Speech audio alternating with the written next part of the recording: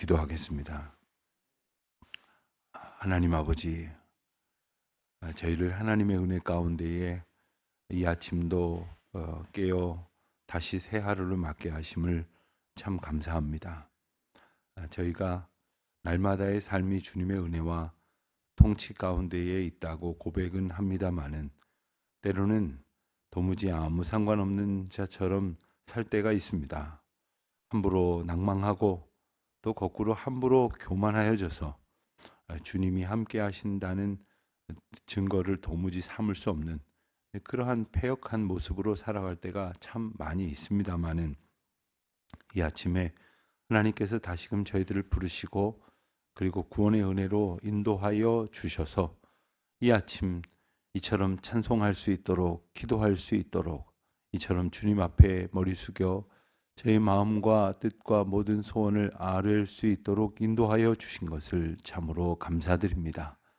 간절히 바라옵고 원하옵기는 저희의 오늘 하루가 또 남은 모든 삶이 오직 주님께서 이 땅을 살도록 허락하신 시간 동안에 그와 같은 은혜로 살아갈 수 있도록 인도하여 주시기를 기도드립니다.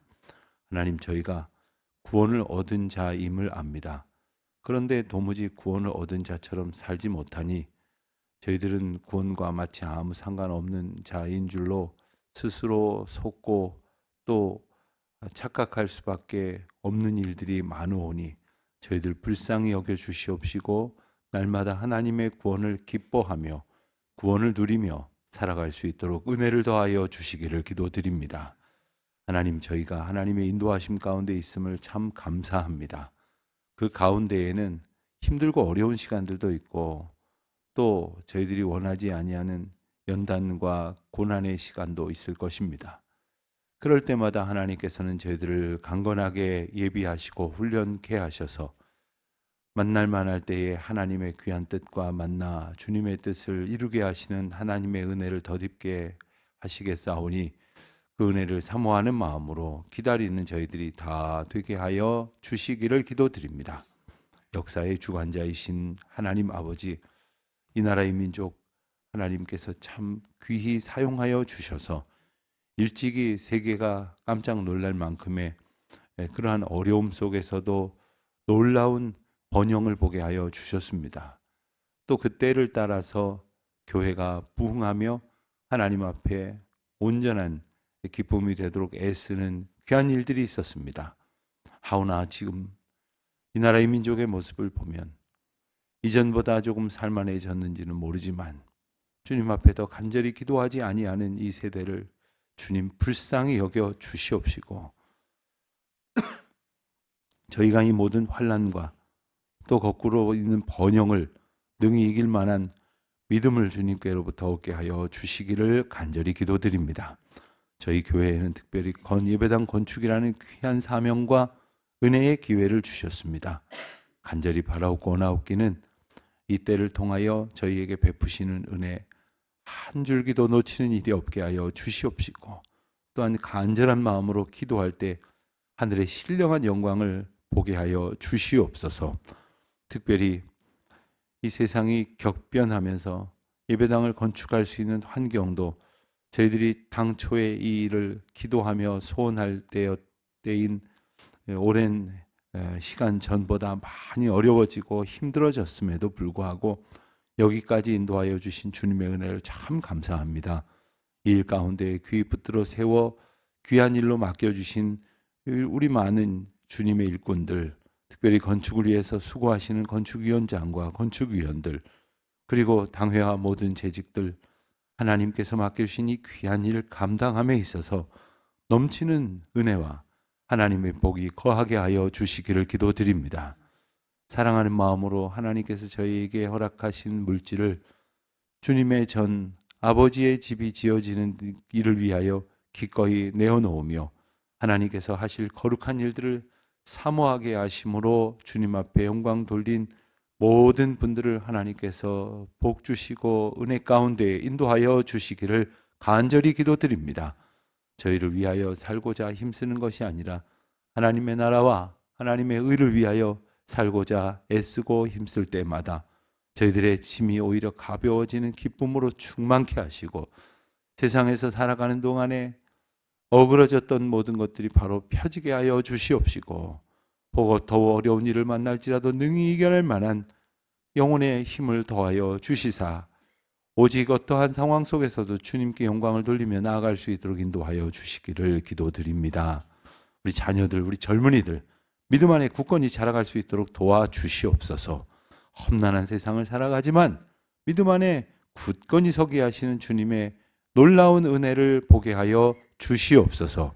아버지여, 오늘 하루 하나님의 은혜 가운데 복된 날 되게 하여 주시옵소서. 특별히 오늘 우리 찬양대원들이 하나님의 은혜 가운데에 올해도 변함없이 이 지역에 있는 여러 교회들과 함께 모여 찬양 축제로 모입니다. 주님은 영광을 받으시고 또한 저희에게는 다함이 없는 은혜를 얻게 하여 주시옵소서. 하나님, 순서를 맡은 모든 자들에게 함께 하시옵시고 참여하는 모든 분들에게도 같은 은혜 베풀어 주시옵소서. 이 지역에 있는 모든 교회들이 서로 연합하여 하나님의 권능을 함께 높여 찬양할 때에 하나님의 놀라우신 은혜가 각 교회마다 또 교회가 연합할 때마다 넘쳐나게 하여 주옵소서. 주님을 의지하오며 이 모든 말씀 우리 주 예수 그리스도의 이름으로 기도하옵나이다. 아멘. 요한계시록 8장 말씀을 보겠습니다. 8장 1절로 13절까지 말씀 우리 함께 봉독하시겠습니다. 요한계시록 8장 1절로 13절까지 말씀 이제 저와 함께 봉독합니다.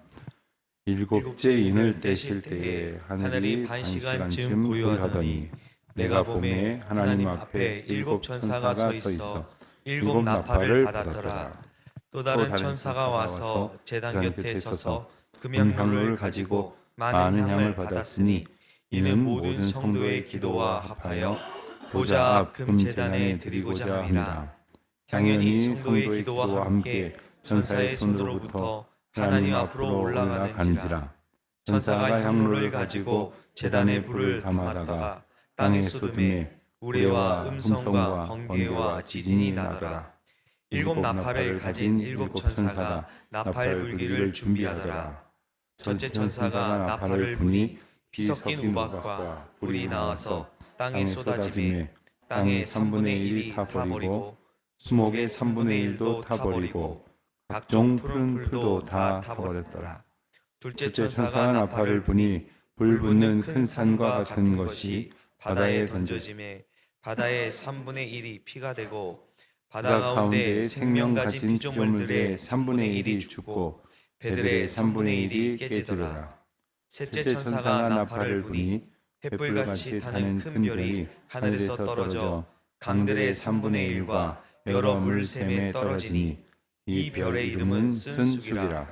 물의 3분의 1이 쓴쑥이 되매 그 물이 쓴 물이 되므로 많은 사람이 죽더라. 넷째 천사가 나팔을 부니 해 3분의 1과 달 3분의 1과 별들의 3분의 1이 타격을 받아 그 3분의 1이 어두워지니 낮 3분의 1은 비춤이 없고 밤도 그러하더라. 내가 또 보고 들으니 공중에 날아가는 독수리가 큰 소리로 이르되 땅에 사는 자들에게 화가 있으리니 이는 새 천사들이 불어야 할 나팔 소리가 남아있음이로다 하더라. 아멘. 우리가 요한계시록을 보면서 하나님의 구원과 심판의 약속, 예고라는 의미를 우리가 되새기면서 이 메시지가 갖는 그 경고의 의미를 반드시 기억해야 합니다. 경고는 사실 경고 자체가 일종의 심판이면서 본 심판에 대해서 예비적으로 하나님께서 베푸시는 은혜라는 사실을 우리가 기억해야 합니다. 그런데 우리가 운전하고 가시다 보면 도로교통법이 정한 그 법령 가운데에 많은 그 사인, 표지판을 통해서 우리에게 그 메시지들을 줍니다. 그 중에는 금지가 있고 그리고 유도가 있고 그리고 경고가 있습니다. 금지라고 하는 것은 그렇게 해서는 안 된다는 것입니다. 그렇게 하면 당장 사고의 위험이 너무나 커질 것이고 그리고 범칙금을 받게 되는 형벌을 받게 될 것입니다. 유도는 그 길로 인도하는 것입니다. 그런데 유도와 금지 사이에 있는 이 경고라는 메시지를 보면 이제 앞에 있어질 일들에 대해서 조심해서 잘못하면 있어질 수 있는 사고를 면하게 할 수 있는 그야말로 은혜가 아닐 수 없습니다. 그 경고의 메시지를 무시하거나 혹은 제대로 보지 않고 그냥 습관을 따라서 그 길을 가다가 그 경고하는 바에 따른 그 어려움을 만나게 될 가능성이 참 큰 거죠. 그래서 그런 표지판을 세워둔 거 아닙니까? 요한계시록의 말씀은 하나님께서 주시는 경고라는 은혜의 메시지로 이렇게 가득 차 있습니다. 그리고 그 경고의 메시지는 그 경고를 마치 무시하거나 무지하여서 모르는 척 혹은 모른 채 살아가고 있는 우리들에게 일깨워 주시는 하나님의 특별한 구원의 사건이고 그리고 구원을 이루시고자 우리에게 베푸시는 은혜의 메시지라는 것을 우리가 꼭 기억해야 할 것입니다. 요한계시록에 나와 있는 그 심판의 메시지는 여러 가지 어떤 구조들을 통해서 이루어지고 있습니다. 앞서 우리가 보았던 것처럼 이 어린 양 보호자에게 들려진 그런 두루마리의 7인을 떼어지는 것으로 하나씩 그 심판과 구체적인 경고의 장면이 펼쳐집니다. 근데 오늘 보면 1절에 7째 인을 떼실 때 이렇게 시작을 합니다. 즉 6장까지의 말씀에서 이제 6장까지 6번째 인까지 이렇게 떼어지는 장면이 나오지 않았습니까? 그 6번째 인이 떼어질 때에 펼쳐질 구원의 모습, 그래서 14만 4천이라는 숫자를 통해서 하나님께서 하나님의 백성들을 건지시고 구원하실 그러한 장면을 보여주신 후에 다시 8장에서는 7번째 인이 떼어지는 그러한 장면으로 이어집니다. 근데 7번째 인이 떼어질 때 다시 7천사, 7나팔이라는 그런 7이라는 숫자가 갖는 또 다른 의미의 장면들이 보여지더니 이제 이후에는 7천사가 가지고 있던 7나팔이 하나씩 울려 퍼지는 그런 장면이 나옵니다. 그때에 3절에 보면 다른 천사가 와서 제단 곁에 서서 금향로를 가지고 많은 향을 받았으니 이는 모든 성도의 기도와 합하여 보좌 앞 금제단에 드리고자 함이라. 성도의 기도가 금향로에 담겨졌다고 하는 표현은 이미 5장에서 나왔습니다. 그러니까 하나님께서 우리의 기도를 천사를 통해서 하나님께로 올려지게 하여 하나님이 받으시는데 오늘 본문에는 그 성도의 기도와 합하여 올려지는 그 금향로 그리고 그 제단 이 두 가지 의미를 우리가 잘 기억해야 되는데 이 제단은 어떤 의미가 있습니까? 오늘날의 이 제단은 사실 제단이 아니고 말씀이 선포되어지고 예배가 주관되어지는 이 강단의 의미가 있었지만 과거에는 이 강단이 아니라 제단이 있어가지고 그 제단에서 불이 살라지는 거죠. 그리고 그 제단은 다른 용도가 아니라 제물이 바쳐지는 곳이었습니다. 근데 제물이 바쳐진다고 하는 것은 제물이 죽어진다는 의미고 제물이 죽어져 드림으로 인해서 우리가 누군가의 죄가 대속되어진다는 것을 하나님께서 보여주시는 은혜의 장소가 바로 제단인 거죠. 그러니까 제단에 바쳐진다는 것은 바로 내가 사실 바쳐져야 되는, 내가 제물되어 바쳐져야 된다는 겁니다.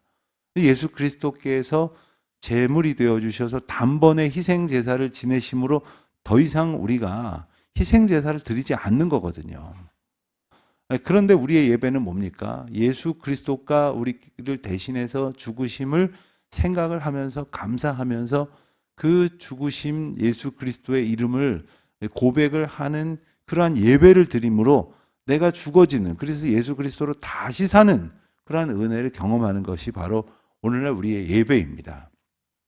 우리는 예배를 드릴 때 제일 비중 있게 생각하는 것이 설교를 듣는 것이라고 이렇게 생각을 하죠. 그래서 설교를 들어서 내가 뭔가 좋은 마음에 담겨진 아주 감동이 되고 깨우침이 되는 그런 이야기를 들으면 설교가 좋았다, 곧 예배를 잘 드렸다 이렇게 생각을 하지만 참으로 중요한 순서이지만 그보다 훨씬 더 중요한 건 내가 드려지는 것으로서의 예배고, 그것은 곧 내가 하나님 앞에 죽어지는 것을 고백하는 의미입니다. 그리고 예수 그리스도로 다시 사는 거죠. 그래서 우리 예배를 드리러 들어왔다가 나가면서 우리의 육신은 똑같은지 몰라도 우리의 영혼과 전인적인 삶의 고백이 예수 그리스도로 말미암아 완전히 새로워지는 은혜를 얻게 하시는 것입니다. 바로 그러한 제단이 아닌 것으로, 우리가 잘 아는 대로 레위기 10장에 보면 아론의 두 아들인 나답과 아비후가 다른 불로 제사를 지냈다가 분향을 했다가 큰 화를 겪고 재앙을 맞는 것을 보게 되죠. 그 다른 불이라는 건 뭡니까? 하나님 앞에 바쳐져야 될 제물, 그리고 드려져야 될 그러한 제사의 방법이 아닌 것을 의미하는 것입니다. 우리가 하나님 앞에 온전히 예배를 드린다는 것은 바로 하나님께서 받으실 만한 예배의 자세로 예배를 드린다는 것이고, 그러한 모습이 어떤 것인지를 이렇게 보여주시는 거죠. 4절에 보면 향이연이 성도의 기도와 함께 하나님 앞으로 올라간다 했습니다. 향연, 즉 향이 피어져서 나는 연기처럼 이렇게 하늘로 이렇게 올려져 가는데, 그 올려져 가는 것을 통해서 하나님께서는 이 성도들의 예배와 기도와 간구를 들으시고, 그리고 그 가운데에서 구체적인 심판을 향한 이 경고의 메시지를 주십니다. 7 나팔이 등장하는데, 나팔은 어떤 의미입니까? 나팔은 소리를 내므로써 그 소리가 강하게 퍼져나가는 것으로서 그 자체가 메시지가 됩니다. 이스라엘 백성들이 전부가 다 모일 때, 혹은 이제 리더들만 모일 때 나팔을 한 번 혹은 2번 불므로써 그것을 이제 사인을 이제 줬던 거죠. 근데 이게 나팔이라고 하는 것은 그것 자체가 갖는 그러한 상징성도 있지만 그 자체가 갖는 그 부르심의 의미도 있고, 그리고 때가 되었다는 선포의 의미도 있는 겁니다. 그런데 우리가 보니 첫째 나팔 7절에 보면 첫째 나팔이 불려질 때에 피 섞인 우박과 불이 땅에 쏟아졌다 했습니다. 땅의 3분의 1, 수목의 3분의 1, 또 각종 푸른 풀도 다 탔다고 했습니다. 둘째 천사가 나팔을 불 때에는 큰 산과 같은 것이 바다에 던져졌다. 바다의 3분의 1이 피가 됐다. 생명 가진 피조물의 3분의 1이 죽었다. 배들의 3분의 1이 깨졌다 했습니다. 셋째 천사를 보니 또 강들의 3분의 1이 여러 물샘에 이제 큰 횃불 같은 큰 별이 떨어짐으로써 이것이 다 3분의 1이 죽고, 그리고 그로 인하여 많은 사람이 죽었다 했습니다. 넷째 천사를 보면 12절에 해의 3분의 1, 달 3분의 1, 별들의 3분의 1이 타격을 받았다. 이런 표현들이 계속 나옵니다. 여기서 말하는 3분의 1이 어떤 의미일까요? 우리가 우선 생각을 할 때에 하나님의 심판이 임하여지면서 이제 4번의 나팔 소리가 나면서 되어질 일들은 바로 인생들을 둘러싸고 있는 자연 환경들에 대한 구체적인 심판이 임하기 시작했다는 것을 보게 됩니다. 그런데 이 자연이 회파되면 그로 인한 피해는 누가 겪습니까? 불편은 누가 겪습니까? 다 고스란히 사람들이 겪는 겁니다.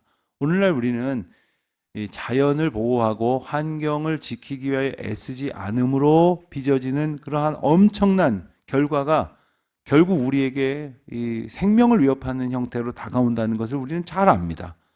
어찌어찌 우리는 살 것 같지만 정말 우리 자녀들 어떻게 살 수 있을까 하는 염려가 듭니다.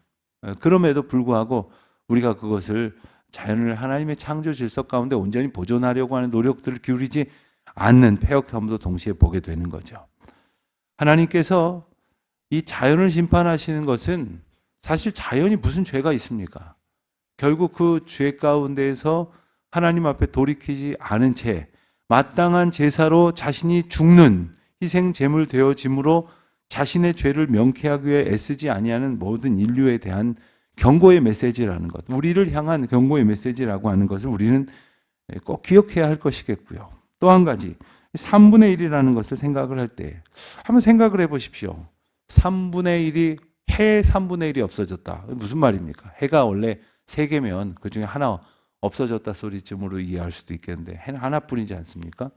그러면 3분의 1이라는 것 어떤 겁니까? 동그란 것 중에서 이렇게 3등분을 내갖고 3분의 1 쪽에 날아가 버린 겁니까?